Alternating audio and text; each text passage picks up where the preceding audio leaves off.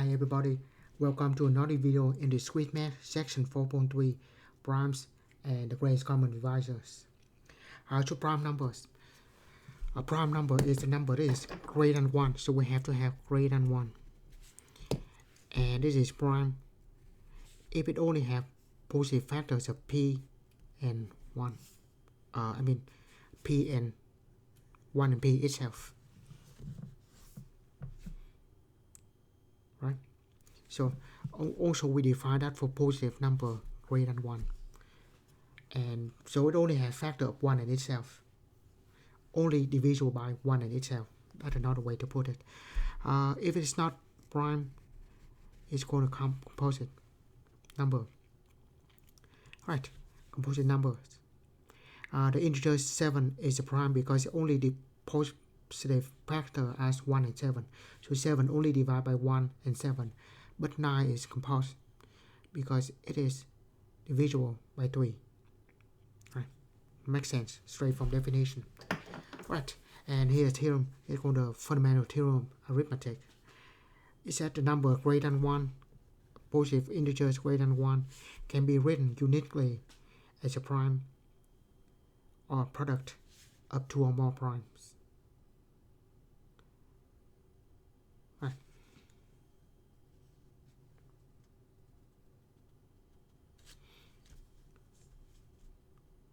Right. Now, this method is the way to find prime numbers. So, pretty much we will list all the multiple of 2, all the multiple of all the first prime. So, let's say the first few prime that we know, 2, 3, 5, and 7, 9 is not a prime, but 11 is a prime. Right. However, on this method, we only go from 2 to square root of that number. So we go from 1 to 100. 1 to square root of 100. Square root of 100 is 10, and we round that down to the next prime number. So in that case, we only have 2, 5. These 4 numbers. Those are the first 4 prime numbers up to square root of n. 100, take square root and round that to the lowest. To the greatest prime number, less than that. So we should go from 2 to 10. 10 is not a prime, 9 is not a prime, 8 is not, 7 is. So that's why we go from 2 to 7. We only need to test those.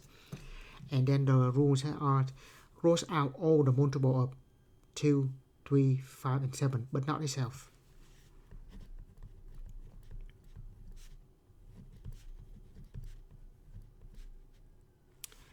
Let's say multiple of 3.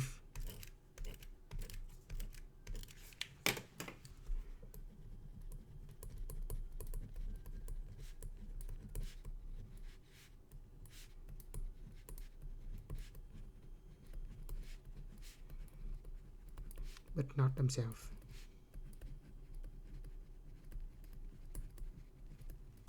Right. Now we cross the 2, don't cross that, but cross the multiple of them, which is 4. So we'll cross this. 6, 8, 10, 12. Actually, just do this. All the even number.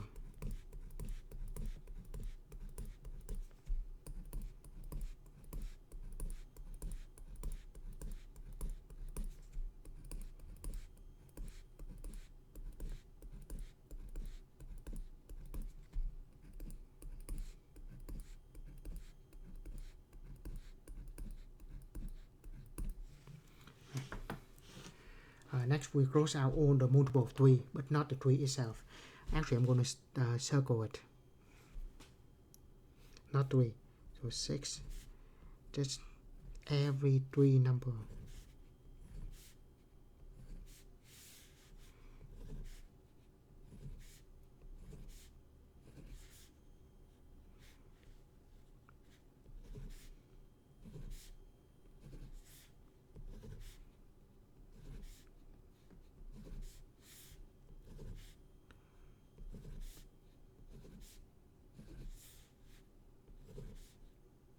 So she kind of like in this diagonal parent, right?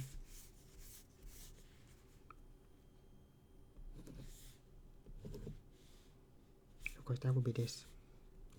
Yeah, all of them line up nicely.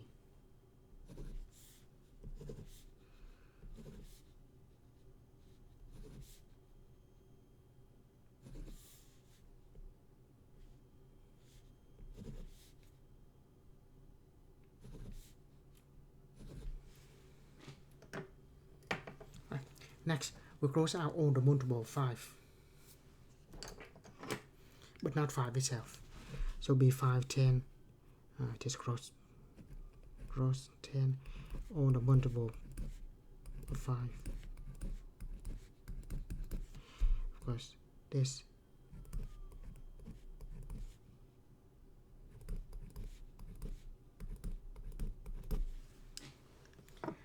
And now we'll cross all the multiple of 7, right? But not 7 itself. 7, and then 14,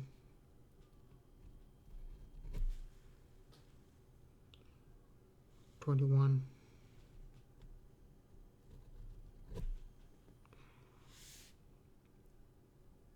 28,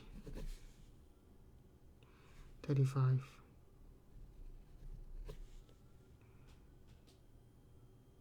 42,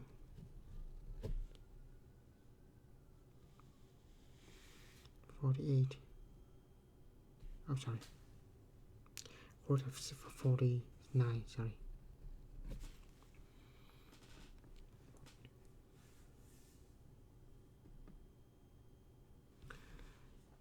And then 1, 2, 3, 4, 5, 6, 56,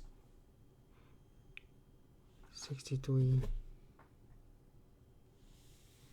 70, 77, 84,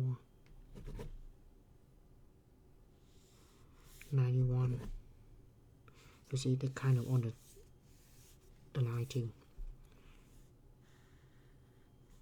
98, and that's it. So whatever number, of course, we're not going to choose 1 by definition. Alright, so whatever number left are prime. So those numbers left are prime. Alright, so that's good. Now we find all the prime number from 1 to 100. So let's now find the prime factorization of some numbers. So 100. So the goal here is, of course, we know 100 is 10 times 10, but the rule here is we go by the smallest number possible, smallest prime number.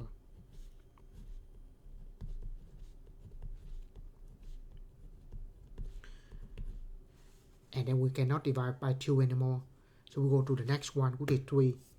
Not divide by 3 anymore, so we go to the next one, which is 5. So we say 100 is 2 times 2 times 5 times 5, we'll say 2 square times 5 square. Right, so that's called the prime factorization. And here we say that this is a unique way to factorize a number, a factorization of a number. Alright, so that's what we have.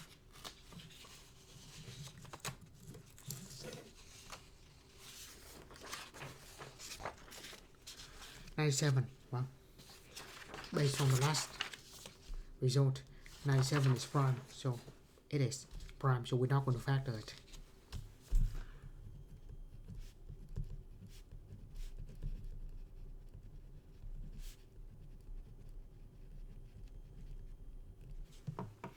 $275. Now we do prime factorization for 275. Does that divide by 2? Definitely not, because it's not even. How about 3? By the way we know divide by 3, if the digits add up to 3, for example, 3 plus 3, 6, 6 divided by 3, 78, 7 plus 8 is 15, 15 divided by 3. So we just add the digits. If they divide by 3, it will be divided by 3. Right. 2 plus 7, 9. Plus 5, 14. It's not divided by 3. So how about 5? This it definitely is, because it ends with 5. It has to be divisible by 5.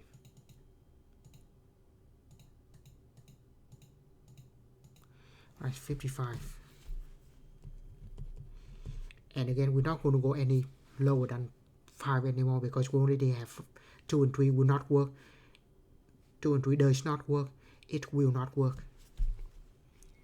So 5 times 11. So 275 is equal to 5 squared times 11. Right. Now proof. There's a theorem here that says there are infinite numbers of primes. So we say infinitely many primes number. Right. So that intuitively, because as far we go, potentially there will be more prime as we go by. Right. Now, the proof is very simple. So let's assume we only have from P1 to Pn. We said if it is infinite, so we do the proof by assume that it's not. So suppose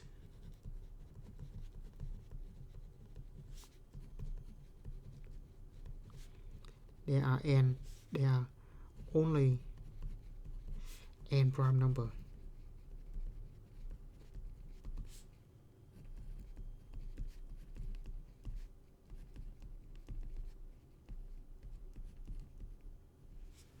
Suppose there are only those prime numbers. Then we can construct. This is proof by construction, but contradiction too. So we construct P1, P2, times P3 all the way to Pn, and then plus 1.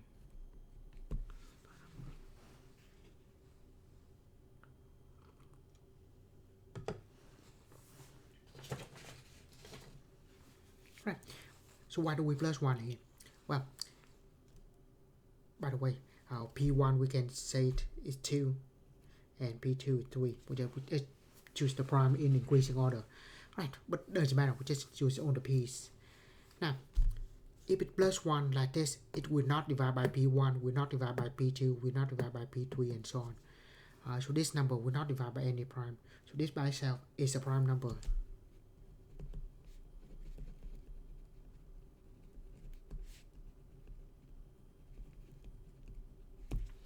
So it is a prime number. So just keep this construction, we can generate infinitely many number of primes. Not very efficient way to generate primes. Of course, nobody knows how to generate primes. But we can generate infinitely many number of primes, and that proves this theorem. Because that proof is by Euclid. Right. Definition. Prime numbers of the form 2 to the p minus 1, where p is a prime number, is called the Mason's prime numbers. For example, set 2 to the have to be to the prime number. How about 5 is a prime number? So 2 to the 5th minus 1, 32 minus 1 is 31. 31 is a prime number. Yeah, so something like that. However, not all the prime numbers. I mean, some of the form here might not be primes. So, if the prime number in this form, it have the name, but there's some number in this form that are not prime. We'll go to that point in a minute. Right. Next we define the greatest common divisors and the least common multiples. So greatest common divisor, GCD of A and B, denoted GCD of A and B. So if the largest integer d that divide both of them is called the greatest common divisor, meaning it is the divisor for both of them, and it is the greatest of such number. Right. So how do we find that? Well, the primitive way is just list them all of the divisors, all of the factors, and then just pick the greatest. Right. For one thing for sure, 17 and 22, they don't have anything in common. So greatest common divisor is just 1. Right, 24 and 36. Well, we just guess it there because there are a lot of ways to do this. But for now, we just guess factor 24. That also go to 36. So 6 certainly can. How about 12? Even better. So we have 12 divided by 24 and 12 divided by 36. So they both divide by it, and 12 is the biggest of those numbers. So yeah, so in this case we say it. There, like I said, a long way to do this. Greatest common divisor 24 and 36 is 12. Right. We defined prime, relatively prime if the common divisor is 1, so those are relatively prime. And we also define pairwise relatively prime if we have pair of numbers are relatively prime to each other. Right, but last time we said we just guess which one is the greatest common divisor. Well, guessing is never a good way. So there must be a more systematic way to find the greatest common divisor. And it is. So the way to do that is first we list the prime factoring of each of them. 120. I should always start with a smaller number. 60, 2 and 30, 2 and 15. Now 2 doesn't work anymore. So 3 and 5. So 1, 2, 3. 3 and 5. So that is the prime factoring of 120. Now 500.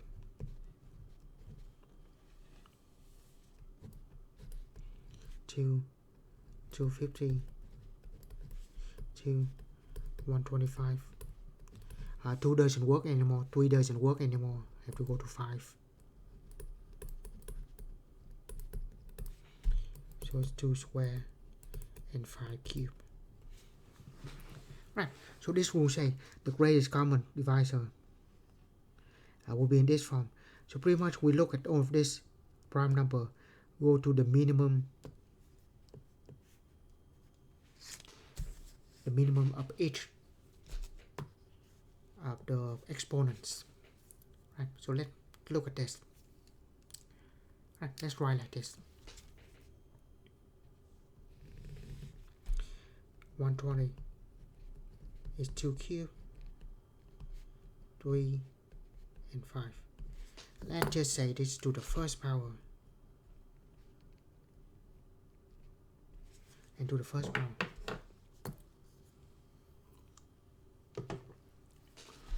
Then 500. 2 square.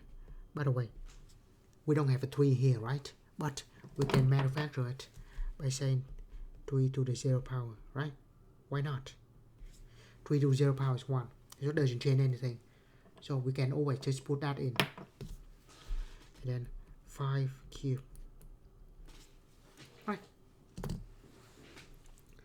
Now from here, we say the greatest common divisor of those two. We will look for each. There are 2, 3 and 5, right? But we go for the least or the minimum. So for the greatest, we're going to take the minimum. Later on for the least, we're going to take the max. So kind of backward like that. Right. But the power will be the least here, the smallest here. Greatest is going to be smallest. 2 and 3, we take the smaller one. 0 and 1, take the smaller one. 2 and 1, take the smaller one. So the only thing they have in common is 2 and 5, which is 10.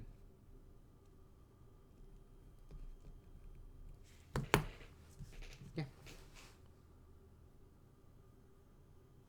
Sorry, 2 square, right? So that's just 20. Sorry. Yeah, I saw something off there. 2 times 2 is 4. 4 times 5 20. So greatest common divisor is 20. There will be another way to do that. But let's go back to the previous page. we can say 24 2 12 2 6 2 3. So 24 is 2 cubed. Talk about that later. 36 2 18 2 9 3 and 3. So we have 24 is 2 cubed and 3 and 36 2 square and 3 square. So the greatest common divisor of those two and 3, but we go with the minimum power 2 and 3 to the smaller one, 1 and 2 to the smaller one. So that 4 times 3, that's 12.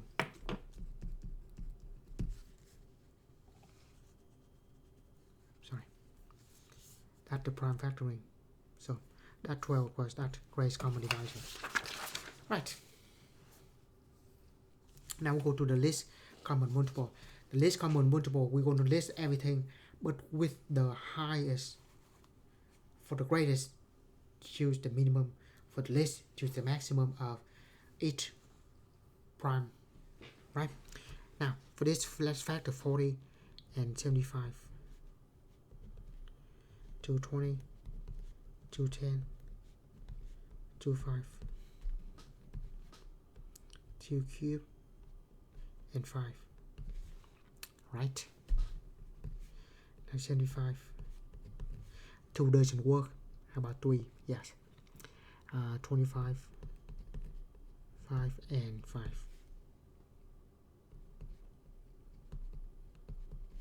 Right. Now this is the least common multiple. We're going to list all the primes, and then the exponent will be to the maximum. The least, we choose the max. The greatest, we choose the minimum. Kind of backward like that. Right. Now, let's say it. 40 is 2 cubed. There's a 3, right? We just list on the 3.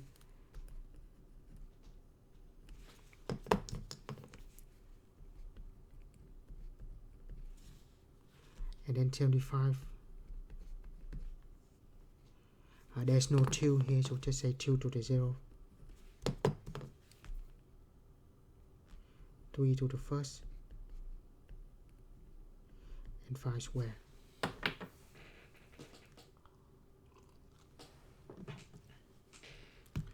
Right. Now the greatest common divisor of 40 and 75. We're going to write all the factor of 2, 3, and 5. But this is least common multiple, sorry.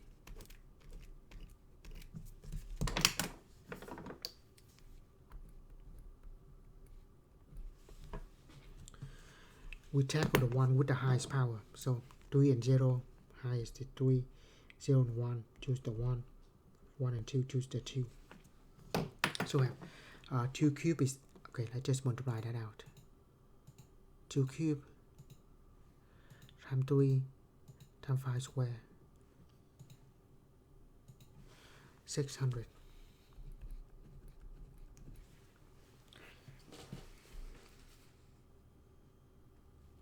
Right. Now, find the least common multiple of 12, 18, and 21. So 12, 2 and 6, 2 and 3, 18,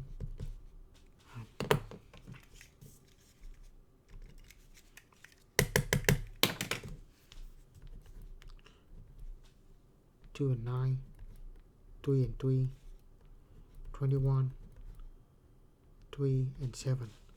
So 12, 2 square times 3, 18, 2 times 3 square, and 21. Right. Of course, we can say 2 to the 0, and then 3. There's no 5 here, but there's the 7. Right. So the least common multiple of all 3 of them, we have the factor of 2, 3, and 7, but with the highest power 0, 1, 2, so to choose 2, 1, 1 and 2, so it's going to be 2 and then 7 to the first. Right, so yeah, so like all possible factors, this is the list, you choose the most. If it is the greatest, choose the smallest. Kind of like that. Right, 2 square is 4 times 3 square times 7, 252.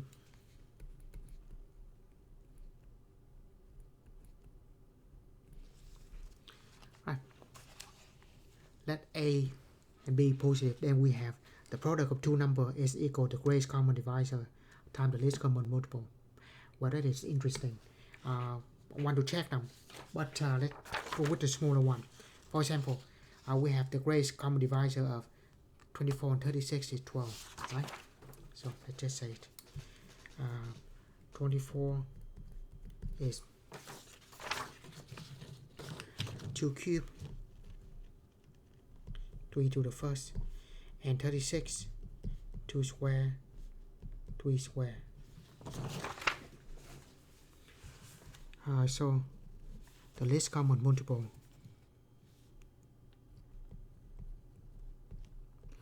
of 24 and 36, a factor of 2 and a factor of 3. Take the highest one and the highest one. So this is 8 and 9, so it's 72.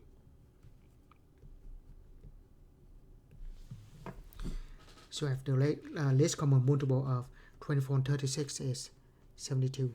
Now, if we have 24 times 36, we're talking about left hand side here.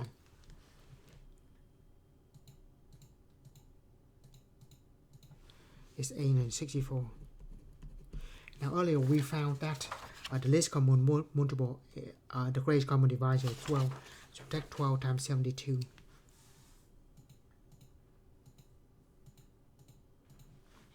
So we say the greatest common divisor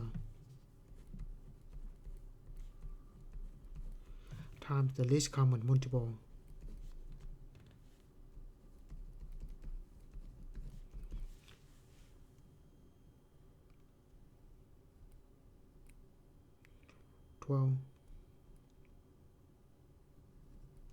Times 72 is 864.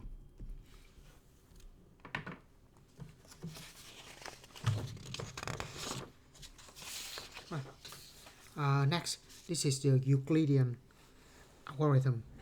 So this is more efficient way to find the greatest common divisor of two numbers. So this algorithm, it said we use the theorem that said based on the idea that the greatest common divisor of A and B is equal to greatest common divisor of A and C if C is the remainder of when A divided by B. First assume when A is bigger than B, we're going to divide them, and then we find the greatest common divisor of the smaller number with the remainder. Just actually, in the first one they said with the greatest number and C, but even better is we're just going to say the greatest common divisor is equal to the smaller number with the remainder. So that is the game changing, even better. Right, so what do we do? So first we're just going to divide 450 divided by 175.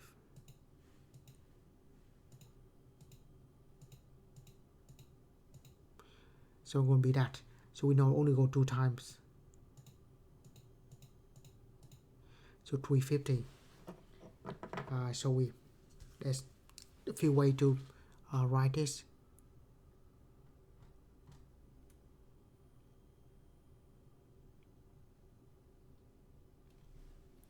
Right. So we just divide them pretty much.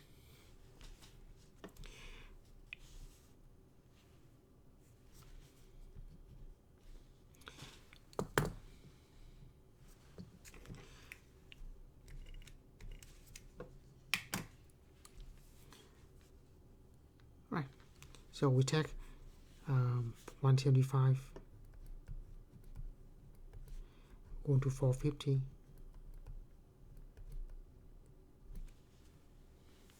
Smaller number go to the big one, and it is 2. Remainder is equal to 100, right? 450 minus 350, that's 100. Now we're going to take the smaller one, and that's we have 100 go to 175. 1 and remainder 75. Now we go to 175. Always check this the divisor and the remainder. Just keep going with, and then 75 go to 100. 1 times remainder is 25. Now 25 go to 75. 3 times remainder 0. When we have remainder 0, we found that as the greatest common divisor, right? So this is Euclidean algorithm, right?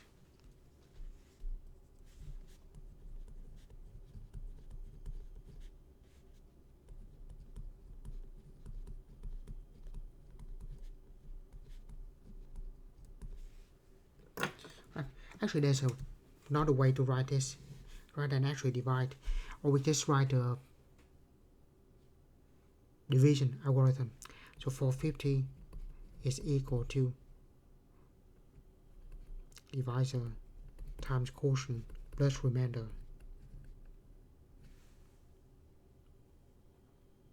Now, next is the 175 is equal to 100 times 1. We should write 1 times 100, that's better, but plus 75. Right now we will change that. 100, we should say it 1 times 75. Yeah, write the coefficient first, and then plus 25. And then we say 75 is 3 times 25. When there's no remainder, we found the greatest common divisor, which is 25. Right? I go back to the previous page and find the greatest common divisor of 120, 500. Just by dividing, actually. So 120 go to 500. That would be 4 times. Remainder is 20. Right? 4 times 120 is 480. So remainder is 20. And then we take 20, go to 120. Well, that's convenient. Remainder is 0. And we found it. Greatest common divisor of 120 and 500 is equal to 20. Yeah, sometimes just go like that very fast. Sometimes take a few steps. But essentially, we get there. Of course, we can write like division algorithm like this as well. Right, next we have the Bézier theorem. It says that if a and b are positive integers and that exists s and t such that this condition satisfied, then if a and b are positive integers, then s and t such that then integers are called the Bézier coefficient, and then this equation is called the Bézier identity. Right. With that, we stop section 4.3 here. As always, thank you for watching, and see you in another video in discrete math.